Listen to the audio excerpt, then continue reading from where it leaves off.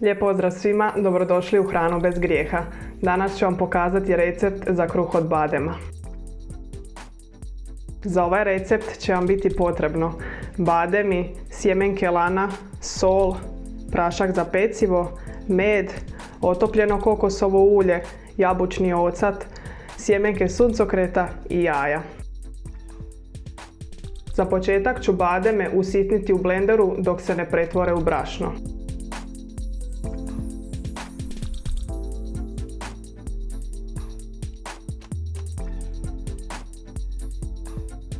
Također ću sjemenke lana usitniti u prah.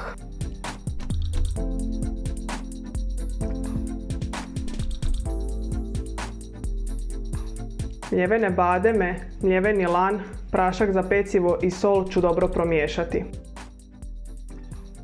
U drugoj posudi ću razbiti jaja, dodati im kokosovo ulje, med i jabučni ocat.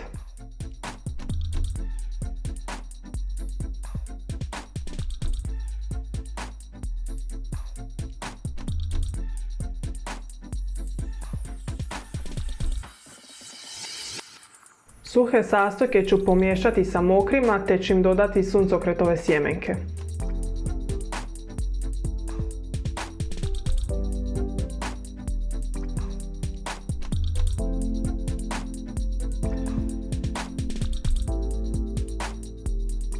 Kalup za kruh sam namazala sa uljem, dno obložila papirom za pečenje te ću prebaciti tijesto.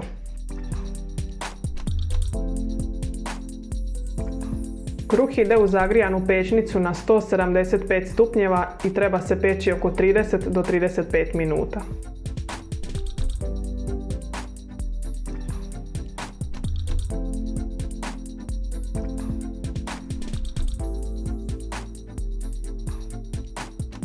Kruh je gotov kada čačkalica koju ste uboli u sredinu izađe čista.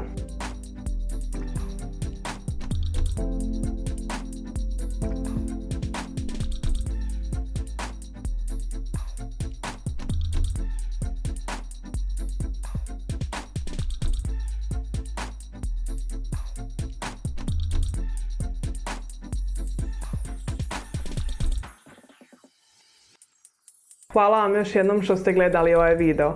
Sve informacije vezane za ovaj kruh se nalaze na mom blogu hranabezgrijeha.com, a moje informacije se nalaze dolje u opisu videa. Bok!